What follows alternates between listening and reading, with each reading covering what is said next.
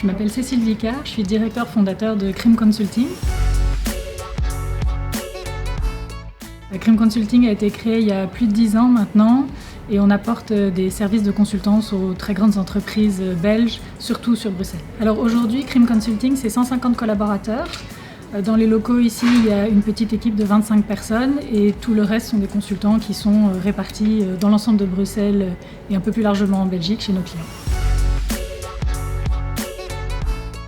Le label diversité qu'on a reçu il y a quelques semaines venait récompenser 2 ans de travail pendant lequel en fait, on a mis en place un certain nombre d'actions pour améliorer notre travail autour de la diversité. Au tout début, donc, dès la création de l'entreprise, nous on a une culture qui est très basée sur l'interdisciplinarité, des équipes multiples où chacun vient apporter un peu sa compétence, son historique. Mais il y a 2-3 ans, on a commencé à se questionner surtout sur la diversité de genre au sein de l'entreprise, en observant par exemple que chez nos clients, la diversité de genre n'était pas très bien représentée et que dans notre secteur, la diversité d'âge n'était pas très bien représentée.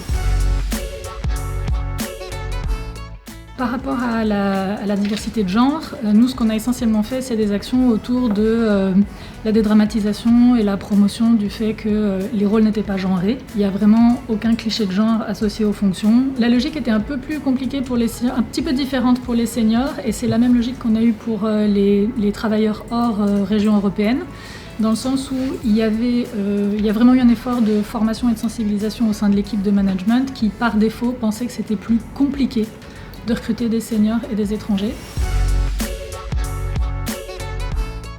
Je peux vous donner par exemple le cas d'une consultante très expérimentée qui sortait du domaine bancaire et à qui son employeur avait royalement donné son chèque de prépension, en gros en lui souhaitant bonne chance et en lui suggérant probablement d'aller faire du jardinage. Et elle avait vraiment l'envie d'apporter encore aux entreprises et surtout de transmettre aux jeunes sa longue expérience dans le secteur. Et donc nous, on lui a proposé de nous rejoindre en proposant quelque chose de tout à fait compatible avec son régime de prépension et qui en même temps lui permette d'être en contact avec des jeunes consultants auprès de qui elle pourrait avoir ce rôle de mentor. C'est un choix, mais moi je dirais que 100% des gagnants ont tenté leur chance. Et donc il faut essayer. Au fond, on a probablement plus à gagner qu'à y perdre.